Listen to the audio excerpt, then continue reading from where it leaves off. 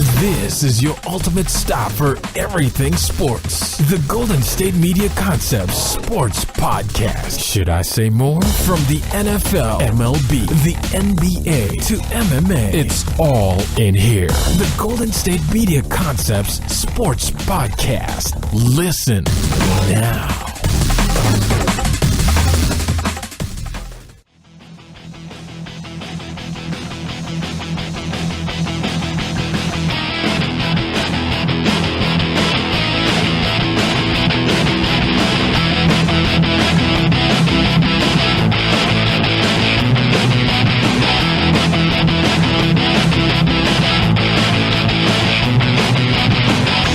All right, and welcome to the GSMC Sports Podcast. This episode is brought to you by the GSMC Podcast Network, and as always, I am your host, Jesse Tapia. All right, beginning of a new week. We got football on Thursday. Ravens-Bears preseason matchup. Hall of Fame game. It's usually the worst game of the preseason. So I don't really know why I'm getting so excited for it. Maybe because we'll get to see RG3 play a lot. I'm sure Lamar Jackson's going to get a lot of time. And as far as the Bears, I mean, they got a young team, so we'll see what they got going on there. But either way, like I've said, till February, we'll have a football game each week. It's about time, I'll tell you. I mean, basketball season's cool. The MLB's all right. There's just nothing compares to football, I feel. But either way, let me tell you what we're talking about today. Dez Bryant and the Cowboys, not the best of friends, as you can see. I mean, you figured that little story was over, but either way, they're all taking shots at each other once again. So we'll be talking about that. Sam Darnold ended up signing his contract with the Jets. Roquan Smith still holding out. So then for the second segment, we will be talking about some NBA stuff going on. Third segment, back over to the MLB. And then for the fourth segment, we will be talking about anything else going on in the world of sports, as we always do. So that's what's going on today. And let's just get started with this whole Dez Bryant thing. I mean, for those who thought maybe Dez Bryant would ever be welcomed back to the Cowboys, or maybe thought he'd get his name retired in their little Ring of Honor, I don't think that'll be happening. I mean, it seems that both, more so Dez Bryant, has gone scorched earth since he got cut. I mean, pretty much, I'd say it's not looking good about his relationship. There was a quote that was put out, and it seems like it was crazy enough, taken out of context. I mean, how does that ever happen? And that's what started it. I think the quote, I can't remember the exact quote, but it went about the type where, let me see if I can find it exactly. But I know it had something, like it was kind of like Stephen Jones said that Dak's going to have a lot of pressure taken off of him, and he's not going to have Dez in his ear anymore. So that was basically the quote right there, paraphrased, and Dez just blew up after that. I mean, literally, just went on a rant, Dez Bryant. I'm not going to read tweet for tweet because it would take too long. I mean, he called Sean Lee a snake. Let me see if I can find his exact one after that. Because like I said, you're going through a whole day worth of tweets from him. I mean, the guy did not stop. Let me see. I don't think I'm going to be able to grab it, but either way, call Sean Lee Snake Lee. And like I said, doesn't seem like his relationship with the Cowboys is going to get repaired anytime soon. And we've been seeing that he might be signing with Cleveland a one-year deal, but I need to see Dez Bryant play the Cowboys this season. That's what the NFL fan deserves. That's what Dez Bryant deserves. That's what the Cowboys deserve. Just let him settle out there. All right, we'll decide who's the winner amongst this argument between the Cowboys and Dez Bryant by having them play against each other. Whoever comes out on top, meaning if Dez Bryant catches like 6 passes for 100 yards and a couple of touchdowns, he was right. If he gets shut down, how he did tend to do a lot by top corners in the league, which I will say, then the Cowboys are right. But Dallas doesn't really have a great secondary. And Dallas might be the weakest team in that NFC East division, too, if we're being real here. As good as Ezekiel Elliott is, Dak Prescott doesn't really jump out at me. The secondary's weak, like I said, and then the receivers are pretty weak there. But either way, I think this is one where all parties need to move on. Like I said, the quote was taken out of context, but either way, if you're a member of the Cowboys, Dez Bryant shouldn't be brought up. Ever. There's a point where it's time to move on and get on with the team you got now. And like I said, I understand that Stephen Jones most likely wasn't trying to throw Dez Bryant under the bus or call him out. Because like I said, the quote was taken out of context. But either way, I think he should have a little self-awareness to know that anytime that Dez Bryant is brought up amongst the Cowboys, it's going to get looked at like by a microscope. They're going to find everything they can to build up a story. And this is what happened here. Because at the end of the quote, the real quote, he's talking about Jason Witten being in Dak Prescott's ear too. But of course, the one that gets out is the one that stops right after Dez's name is mentioned. Is it right? No.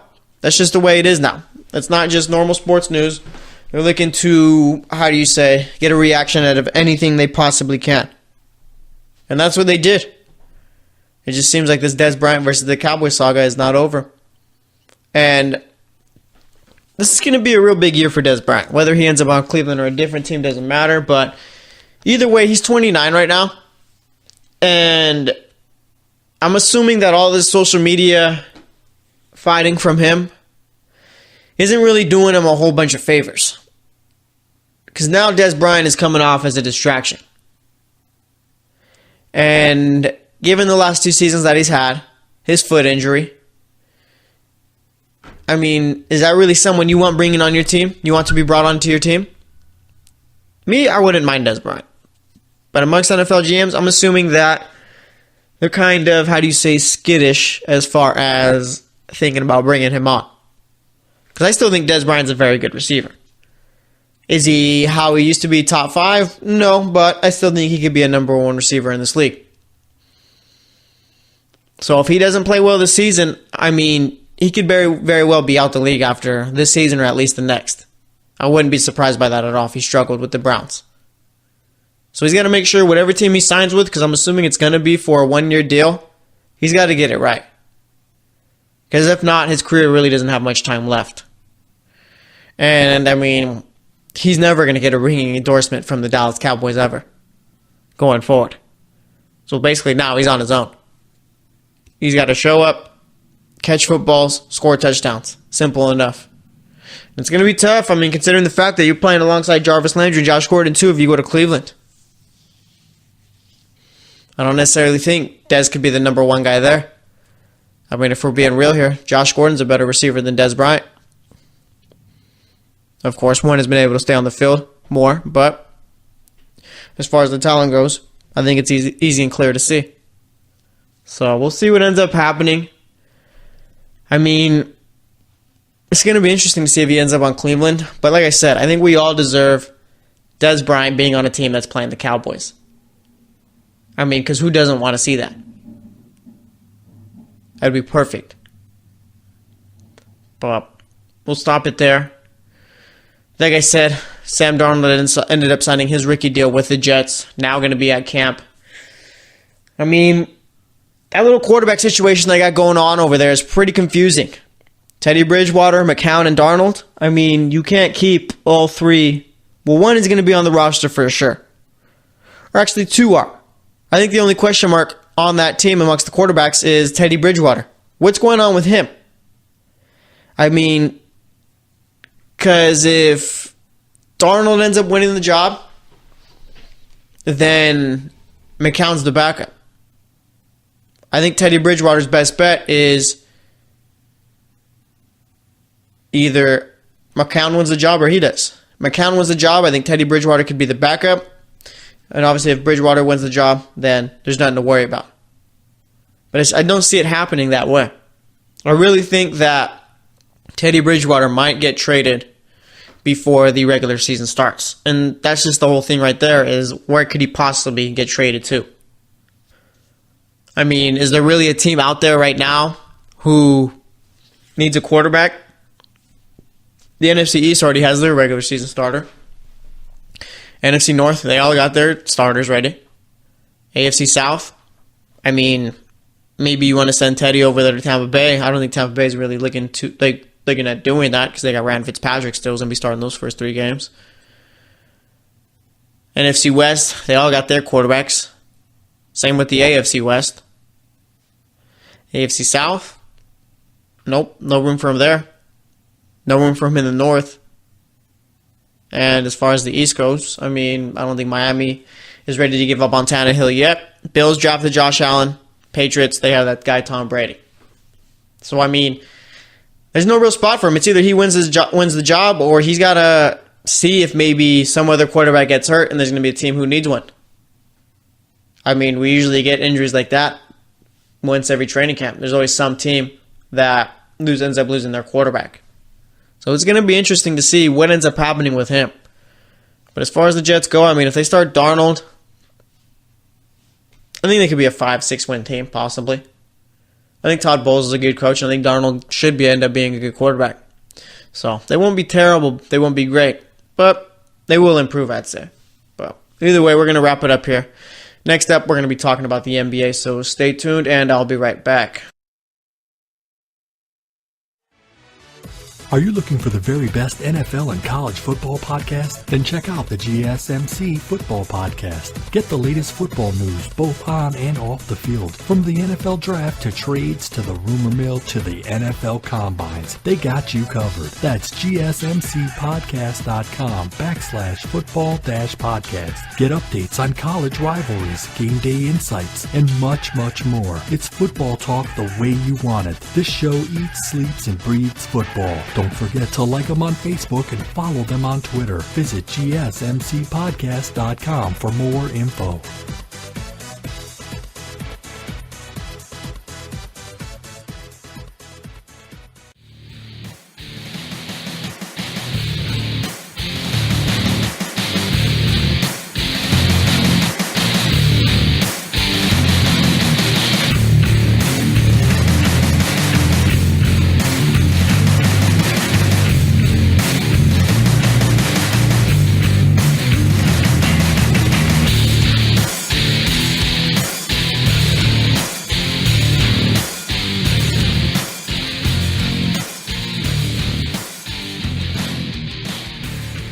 And welcome back to the GSMC Sports Podcast. We spent the majority of that first segment talking about Dez Bryant and the little rant he went on social media talking about the Cowboys once again.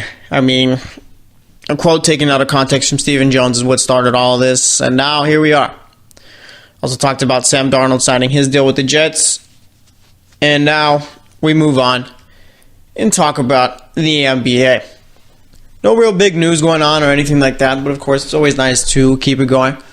Carmelo Anthony ended up finally getting bought out from the Atlanta Hawks. That took a lot longer than I expected, but I believe he's not getting the full buyout from the Hawks. They are paying him, because he's supposed to get, what he's supposed to make for the season is 27. The Hawks are paying about 25.6 or whatever, 2.4 million less than that. And $2.4 million is what he's going to be getting with the minimum. So he will be getting a full $27 million this season. It's just 25 with the Hawks, the minimum with whoever he signs with. Obviously, I'm assuming that who he signs with is the Rockets. I think it's a good fit. I haven't been the biggest Carmelo Anthony fan, but I think if there was anywhere for him to have a decent season compared to last year, it is Houston. You don't got to do much. Offense fits him. Sit at the three-point line. ISO a few times. I don't even think you got to play defense, really. And I'm not sure how well that would suit them against the Warriors, but either way, I'd still think it'd make them the second best team in the West. And speaking of the Warriors, I mean, how much more time does this team have left as far as being dominant? Because, I mean, looking at them right now, they got to be the favorites to win the title, right? I mean, Curry, Durant, Thompson, Green, when Cousins ends up being healthy. him. You got Livingston and Iguodala. Added Jonas Jerebko, who I think is going to be a real good player for that team this season. Probably have a career high in 3-point percentage for him, I think, this year. I mean, they got a real good team, obviously. They've done well to keep their core together, but not only do that, but like I said, add role players who will contribute. Because it's very easy to keep those superstar players on your squad, but struggle to build up a bench. And I think that's never really been the case with the Warriors. They've always had a really strong bench. And I mean, looking at it, you get Kevin Durant for this season. After that, he's got a player option. How long do we think Kevin Durant's going to stay with the Warriors? I really don't think Kevin Durant spends the rest of his career there. Honestly, where I think Kevin Durant ends up later on in his career is Seattle. They end up getting a team. I think that he's going to end up back there. But of course, let's say Seattle doesn't come into existence in time for Kevin Durant to go there. Where else could he play? And I mean, that's $1 million question right there. As great as the situation Golden State is for him, you just got to think that given him replying to Twitter trolls and all that constantly, it just seems like if he was happy with his move or whatever, then, I mean, don't you just get over it and just not listen to the haters? It seems like he's always still trying to defend this move. And, I mean, there's a point where it's been 2 years. Well, I might be just grasping at straws here about it. But I do think he will end up leaving Golden State. But, I mean, looking at it, let's say Kevin Durant leaves the Warriors. I'd say and you still keep Steph, Clay, and Draymond. I'd say you're still the favorites in the West, aren't you? I mean, let's not forget, those three did win, I think, a couple of championships with those two? If I'm not mistaken. And, I mean, looking at it this season, does anyone really come close to the Warriors? I'd say that it's probably the Celtics who pose the biggest challenge for them. And even then, I mean, can you really see the Celtics beating the Warriors in a series in the finals? It'd be tough, but obviously, it'd still go to the Warriors. And I mean, we can go team by team as far as the Lakers go. This is a long process type plan for the Lakers. There's no way they're expecting to compete with the Warriors this season. There's just no way it happens. I mean, the team they got right now, they're basically competing with the Utah Jazz. And I honestly think that, of course, you got LeBron and the Lakers, but the Jazz right now are just a better team. I mean, the team that the Lakers are putting together right now has really made no sense to me. Bringing in Brandon Ingram and all those, or not Brandon Ingram, Michael Beasley and all those guys, doesn't make sense. It's just, the team seems, maybe it's going to be defense, but you got to score points too, and I'm not really sure where that's going to come from, besides obviously Kuzma, Ingram possibly if he steps up even more compared to last year. And obviously you'll get yours from LeBron. As for the Jazz, I mean, speaking of them, I think that they're just in a tier below the Warriors. As good as they are right now, I just think that they'd probably get one game in the series, but that's it. This team has to just keep, building to the top.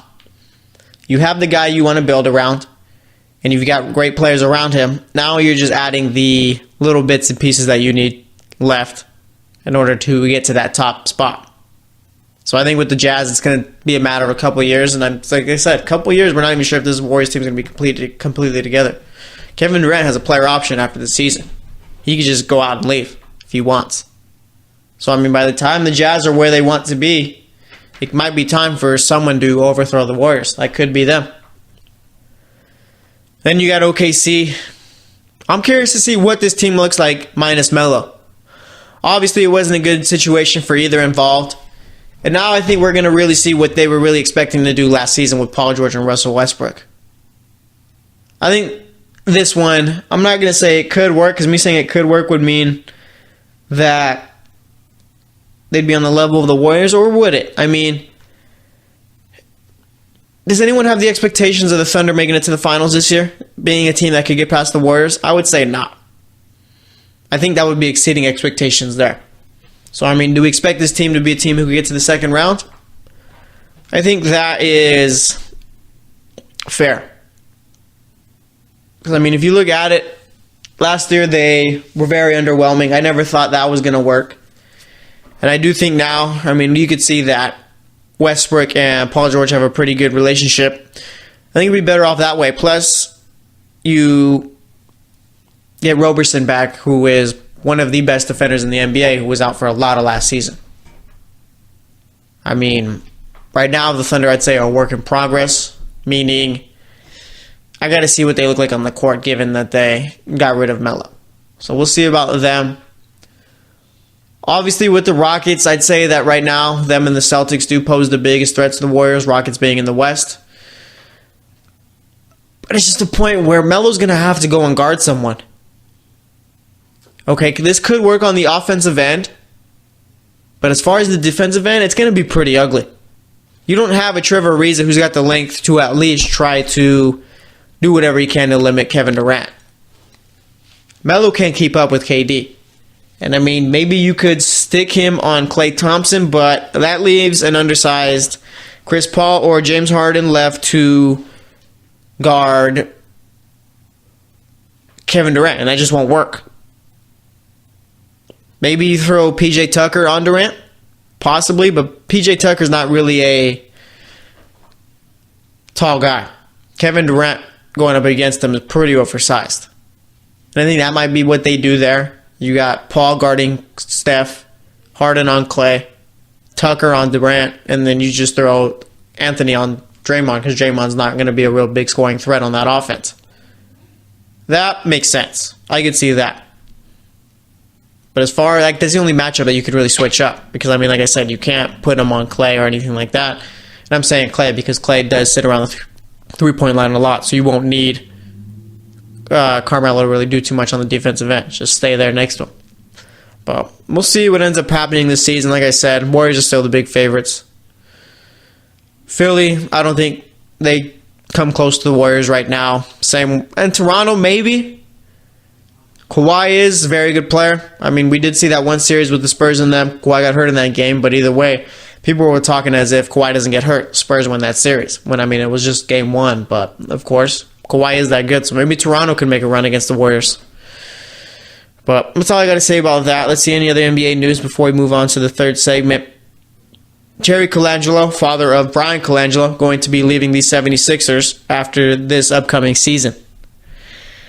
I mean, I feel this is a move that probably had to be made. It's got to be pretty awkward working for the team that had to let your son go after he had 5 different burner accounts, or his wife. I mean, it doesn't really matter. But either way, yeah, I didn't see this really working out long term. And Sixers have done pretty well to move on from that little incident with Brian Colangelo. I mean, that was a pretty big story, I'd say, whether it was him or his wife. I mean, you got either of them, whoever it is, calling out players, talking about physicals, trades, and all that. Not really great PR if you're the 76ers.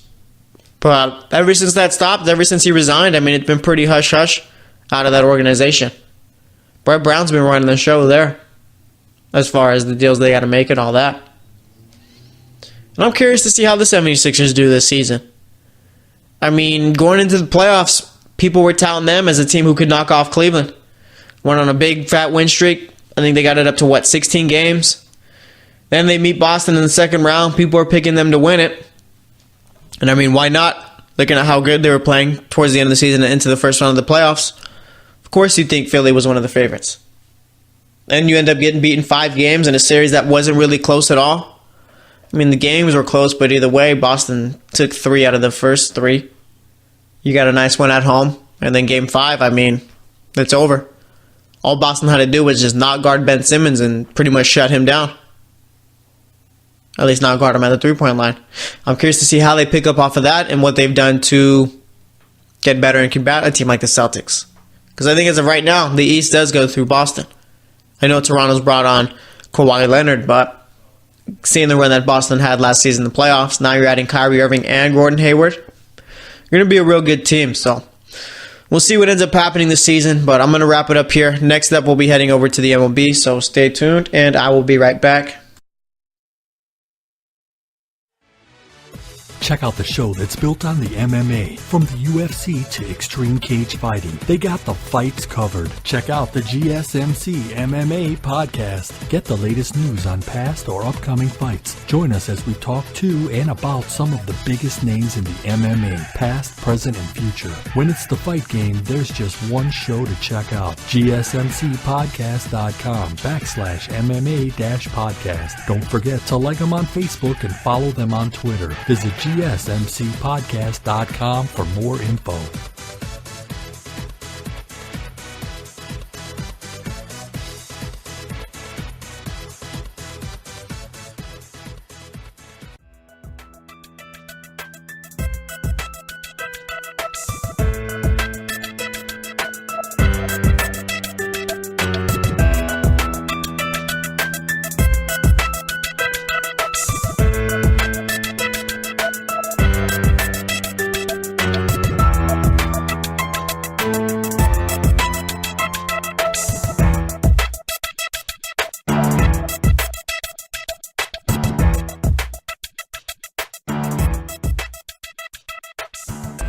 And welcome back to the GSMC Sports Podcast.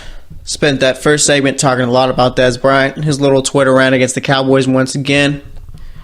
Second segment, we talked about the NBA. And then this third segment, we will be heading over to the MLB. MLB's got a bit of a problem right now amongst its players and their old tweets. People are starting to go back to their Twitter accounts, go back to their old tweets and find insensitive stuff that they tweeted years ago. And it's coming out onto the surface. People are seeing it, and these players are getting pretty much just booed and all that for it. And I mean, if you're a professional athlete or professional anything, I mean, don't you got to go back and delete all your old tweets? Everyone's got something that they tweet that probably wasn't the best or insensitive and all that. And I feel like if you're a professional athlete, at least, you got to be smart enough to know, maybe I said some bad things back then. Maybe I should have someone go scrub that out because you don't want that coming out now. Because, I mean, it's odd.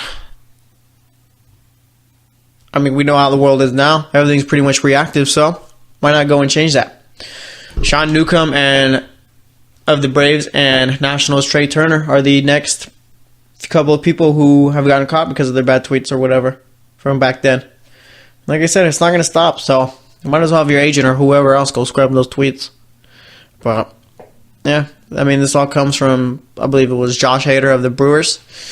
His old tweets came out during the All-Star game while he was pitching. He wasn't really pitching too well. Obviously not something that, for him, you want to happen, but either way it did. So, I mean, that's a little note to add right there. Let's see, what else is going on in the MLB? You had J. Happ and Nathan Eovaldi making their debuts for the Yankees and Red Sox. J. Happ, obviously, his first outing with the Yankees, did pretty well. And, I mean, this is exactly what the Yankees need right here. They went 6-3 in his game. Only gave up 3 hits, 1 run, and 6 innings. And that's what you need from a guy who you're trading for like this. You don't need him to be the ace of your squad. You just need him to go out there and, on that 4th day, just get you a win. Just be efficient. Let the bullpen take care of 7, 8, and 9 innings. And that's what he did. And that's for Eovaldi. He pitched 7 innings, no runs. I mean, can't complain there, right? And I was kind of questionable of this Eovaldi move for the Red Sox. I mean, I figured that it was a decent move, but I feel like the Red Sox could have did maybe more, and they possibly will be doing more. But in that game against the Twins, like I said, shut them out in 7 innings. Only gave up 4 hits, struck out 5, and didn't give up a walk. So obviously, it was a strong start. Was hitting about 97 on a few pitches, so he's got some heat to throw. And with Rodriguez being out, Pomeranz pretty much being terrible this season, you do need a guy like Eovaldi if you are the Red Sox to continue on with this little hot streak they've had the entire season. Because, I mean, look at the team right now. They're 74-33, on pace to win 112 games. That'd be ridiculous. And there has been talk about the Red Sox schedule, mainly them not being great against teams over 500 and being insanely great against teams under 500. I mean, teams over 500 usually do tend to be the best in the league. So it always is tough to get some games. And that's the whole thing here. If you're a good team, they're going to struggle against other good teams. That's just the way it is. Of course, you don't want to be under 500. But either way, you got to know you're going to win some and you're going to lose some. And that's when the terrible teams come into play. You got to get the wins against them. So that way, your record looks as good as it does. Wow. I mean, that could be something to look at as far as Boston. Sure, they're beating up on all the weaker teams, but come playoff time, you're not going to be playing them. They're going to be playing the best of the best, so we'll see how well they do there. Okay. But let's check out the MLB standings right now. AL East, Yankees fall back down to 5.5 games behind the Red Sox. Indians 9 games up on the Twins. Why can't we just give the Indians the AL Central title already and just be done with that? Over in the NL West, you got the Astros who are up 4 games on the Mariners. That gap seems like it's starting to shrink a bit. They're 6 games up on the A's. Phillies up 1.5 games on the Braves. 6 up on the Nationals. Nationals got to be sellers. I mean, they're a game under 500. There's no reason to keep Max Scherzer around. Because, I mean, honestly, keeping Max Scherzer after the season makes no sense given that you're going to be losing Bryce Harper. Nationals are going to be a real bad team next season. And talking about the Nationals,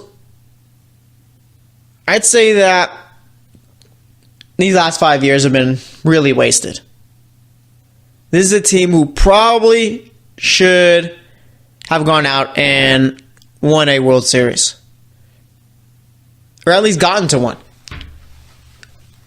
I mean, Steven Strasburg, Bryce Harper, Max Scherzer, that's a pretty nice core right there. Plus, you got a bunch of other solid players on that team. And for some reason, no matter how well they did during the regular season, they just completely struggled in the playoffs. And maybe that's just the Washington, D.C. sports curse. One that the Capitals were able to break, given that they won the Stanley Cup Finals this past season in the NHL. But as for the Nationals, I mean, it was just constant disappointment. And I think now we're at the point where the Nationals, like usually you see a team when their little run is over, usually ends in the playoffs, and then you see, it's time to start rebuilding. Nationals aren't even going to make the playoffs this season. I mean, this is something that I'm sure none of the fans expected to end the team. I'm sure they expected to at least make the playoffs this year, but it seems like the little run they've had where they were dominant in the regular season is over. I mean, they were never a great postseason team, so, I mean, of course, I think you got to trade Scherzer. There's no point in keeping him there, given that how bad you're going to be next season. So we'll see. You don't want to be like the Mets and hold on to guys for too long. Over in the NL Central, you got the Cubs who hold the best record in the NL by a couple games. In first, they're 1.5 games up on the Brewers who hold the second best record in the NL. Pittsburgh is 7 games behind the Cubs for that NL Central lead. Over in the NL West, you got the Dodgers who are a 0.5 game up on the Diamondbacks. That's going to be a fun race to the end. Rockies are only a game back, and the Giants have fallen back to 6.5 games behind the Dodgers in the NL West. Same with the Giants. I mean, looking at the Giants, there's really people out there who thought they were really going to do something with the 2012 All-Stars. Bringing in guys like Longoria and McCutcheon, that was never going to work. You were bringing in guys who were past their prime. And I don't know why anyone thought they were going to do anything this season because of that. It made no sense to me. So like I said, I think the Giants need to be sellers too.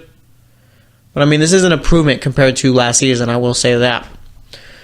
But looking at the wild card, you got the Yankees who maintain that first spot in the AL. They're up 5.5 games on the Mariners, so I don't really see them giving that up anytime soon. Mariners hold that second spot. They're currently 2 games up on the A's and 9 games up on the Angels. I mean, you got the Astros, Red Sox, Yankees, Mariners, A's.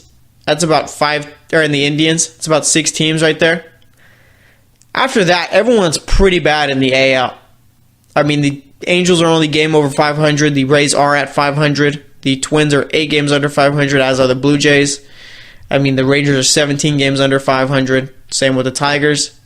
Chicago's 21 games under 500. And Kansas City is terrible. 41 games under 500. As for the Baltimore Orioles, who are 42 games. All right, looking at the NL wildcard. Brewers maintain that first spot. Game and a half up on the Diamondbacks. Diamondbacks in that second wildcard spot. Half game up on the Rockies. Game and a half up on the Braves. 4 up on the Pirates. And then 5 up on the Cardinals. 6 up on the Giants. NL at least doesn't have as many under 500 teams. Starts over there with the Giants, who are a game under. Washington is a game under also. Cincinnati is 10 games under. Miami is 15 under. You got the Mets, who are 15 under also, and then the Padres, who are 24 under 500. I mean, obviously, NL, their bottom dweller teams aren't as bad as the ALs. But either way, I mean, it does seem like there are a lot of weak teams in the MLB this season. I mean, even the Pirates aren't really a team that, like, they're 3 games over 500. They're not really a team that you really consider contenders for the playoffs or anything like that. I mean, it goes Brewers, Diamondbacks, Rockies, Braves, and then the division leaders. But of course, like I said, that is more than the AL, where you just got 3 teams competing for the wild card. But I will say that the teams in the MLB are a lot weaker than years before this season. But we'll see how the postseason ends up shaking out. I'm assuming, like I said, I still got the A's making that second spot over the Mariners. And as for the NL wild card, I'd say that the Brewers end up making it, and I'm going to say the Rockies, too. I'm not sure who's winning the division. It's either going to be the Dodgers or Diamondbacks. But whoever does it, I think either way, the Rockies will be taking over that wildcard spot. But we'll see how it all ends up, like I said. So we're going to wrap it up here. Next up, we'll be talking about anything else going on in the world of sports. So stay tuned, and I will be right back. Are you looking for help for your fantasy football team? Check out the GSMC Fantasy Football Podcast. Get today's best advice on who to start, who to sit, even who you should draft. From sleeper picks to red-hot lineups, they got it all covered for you. That's gsmcpodcast.com/fantasy-football-podcast. We'll cover traditional leagues, dynasty, PPR, even IDP leagues. When you need fantasy help, there's just one show to hit up. Don't forget to like them on Facebook and follow them on Twitter. Visit gsmcpodcast.com for more info.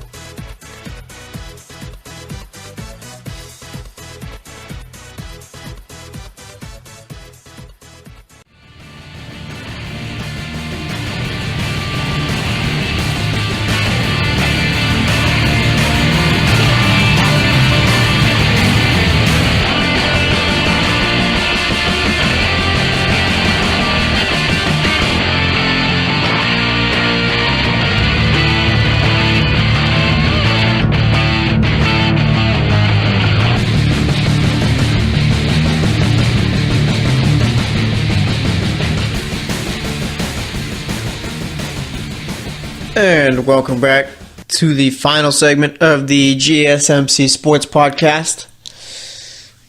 I've been trying to hype the Bears up. Been doing it since the middle of last season, and they're really trying to bring me down here by not signing Roquan Smith already. I mean, what is the holdup exactly here? And I do know what the holdup is, but of course, you got to build up to that. And I feel like I've given it away. The holdup is that there's a new targeting rule out there. Well, helmet contact rule out there, I should say. And basically, the Bears wanted in Roquan Smith's contract, if he gets suspended under these new helmet contact rules, then they can take back some of the guaranteed money they'd owe him. I mean, a bold move by the Bears there, trying to do something like that to your first-round pick, who you drafted 8th overall. I mean, bravo, but let's not become this team, okay? Let's get our guys signed and go play some football. Because, like I said, I'm not a Bears fan, but I can see what this team has here. And with a few distractions here and there, and maybe I'm overblowing it a bit, but either way, like I said, with a few distractions here or there, that could just ruin a season. You want to make sure that Roquan Smith is as happy as possible, because that man will be leading your defense for years to come. And if he's not out there, that changes up a lot of the defense. You don't want a Joey Bosa type of holdout here. Let's not forget, Joey Bosa was actually bold enough to hold out into the season. Bears, they don't need that. You need Roquan Smith out there playing linebacker for your team. And, I mean, I'm with Roquan Smith here. You don't want your guaranteed money being able to be taken away because of some dumb rule that the NFL has passed once again. NFL is really making it difficult for these defensive guys to go out and do their job. I mean, you think Ed Reed? How many times do you think Ed Reed would get suspended in today's NFL? Obviously, Ed Reed got out a little bit right before it started getting as bad as this, but either way, I mean, imagine Ed Reed coming across the middle, lighting up a receiver. Ed Reed's getting suspended maybe 5 times a season. But, of course, the Bears got to make it difficult. And if I'm the Bears, I mean, I don't understand why teams do this too. Front offices. Why? What's the point of taking away some of his guaranteed money if he does end up getting suspended? I mean, it seems like it's just a way for them to save, but what are you going to use that money towards? I mean, like I said, this guy is probably the best defensive prospect in the draft. I think it's between him, Minkah Fitzpatrick, or Derwin James. And this is a guy who's going to change, who will change your team. I've been talking about a lot lately, players who affect wins and losses. I think Roquan Smith is a player who will affect wins and losses. And I think if he's out there, he will affect winning more than he will losing. So I think he is a player, like I said, that you need out there. But of course, the Bears are trying to save money here. And if I'm Roquan Smith, I'm not budging. I'm not letting you take some of my guaranteed money away because of a dumb rule by the NFL where it'll be very easy for me to possibly get suspended if I don't have my helmet positioned this certain way instead of that certain way. So we'll see who ends up winning the standoff. And of course, you tell the winner by whether or not guaranteed money will be able to be taken away if Roquan Smith is able to get suspended. I mean, we'll see. It's going to be interesting. Like I said, the Bears don't really need a problem like this right now. I mean, you want your best guys out there. And Roquan Smith definitely is one of your best guys. So let's see anything else going on right now. Let's take a look at who's playing today in the MLB, since we didn't do that in the last segment. Actually, let's go over some of these scores. Let's see. Do we have a lot of games going on Sunday? We did. So on Sunday, we had the Orioles knocking off the Tampa Bay Rays 11-5. Nathan Eovaldi and the Red Sox shut out the Twins 3-0. Yankees beat the Royals 6-3 in J.A. Happ's first start. Indians beat up on the Tigers 8-1. The Reds beat the Phillies 4-0. Let's see, you had the Marlins beating the Nationals 5-0. I mean, if you're losing to the Marlins, it's time to close up shop. Braves beat the Dodgers 4-1. We had the Mets coming away with a 1-0 win against the Pirates. Blue Jays beat the White Sox 7-4. Had the Rangers beating the Astros 4-3. A's starting to cool down a bit. Lost to the Rockies 3-2. Mariners beating the Angels 8-5. You had the Giants beating the Brewers 8-5. Diamondbacks beat the Padres 5-4. And then to end the day, you had the Cubs beating the Cardinals 5-2 there. All right, let's check out today's games and see what we got going on, seeing if we got any new series starting today. We got the Phillies and Red Sox going at it, starting their series. You can catch that one on ESPN. David Price will be pitching against Aaron Nola today. Marlins versus Braves. We got the Indians versus the Twins. Rockies versus Cardinals. Rangers, Diamondbacks. Brewers, Dodgers. Blue Jays, Athletics. A's really got to come out and take a sweep in this one, I'd say. Astros, Mariners. This is big. A's going to be playing a bad Blue Jays team, and you got the team that you're behind, the Mariners in the wild card, playing the best team in your division. I mean, this would be perfect for the A's to take the lead for that second spot in the wild card. And then we got the Giants facing off with the Padres. So that's what's going on there. Let's see anything else going on in the world of sports. You got Mexico. Their national team, men's national team, did not reach an extension with Juan Carlos Osorio. So, obviously, after yet again another couple years, they will need a new head coach. I have no clue who they bring in, but it seems like this was one where it wasn't Mexico's decision to not have him extend. It was Osorio's decision. And I mean, why would you want to coach that team? There's always drama within the federation. I mean, the Mexican press is always looking for a reason for you to fail. And there's just constant unrealistic expectations set on that team. Mexican national team isn't good enough to win a World Cup. Brazil is. France is. Germany is. Those teams are good enough to win a World Cup. Mexico has never had that quality ever. I mean, maybe they're good enough to eventually make it to the quarterfinals, which they haven't been able to do in the last, 8 World Cups? But that's just about it. I don't think they'll ever be a World Cup winning team unless somehow they got some generation of players that comes out and it's just full of Ronaldos and Messis. But, I mean, like I said, now they're looking for a new coach, as is the U.S. Things over in CONCACAF, not great amongst their 2 best teams.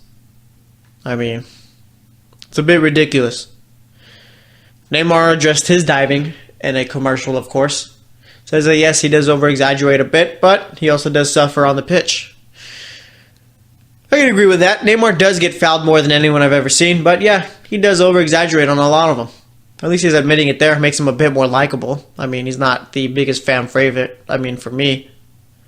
But of course, at least he knows that he dives. And I will agree with him that yes, he does get fouled more than a lot of the players out there. But I do think a lot of the times him getting fouled is due to the fact that he does dive a whole lot. Because that is how some soccer players are. If you want to dive on the ground and all that, they will give you a reason too. But that's all I got to say about that. We're going to wrap it up here. Today we talked Dez Bryant.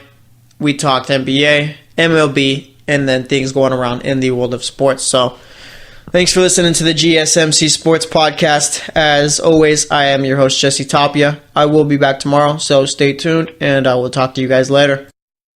You've been listening to the Golden State Media Concepts Sports Podcast, part of the Golden State Media Concepts Podcast Network. You can find this show and others like it at www.gsmcpodcast.com. Download our podcast on iTunes, Stitcher, SoundCloud, and Google Play. Just type in GSMC to find all the shows from the Golden State Media Concepts Podcast Network. From movies to music, from sports to entertainment, and even weird news. You can also follow us on Twitter and on Facebook. Thank you, and we hope you have enjoyed today's program.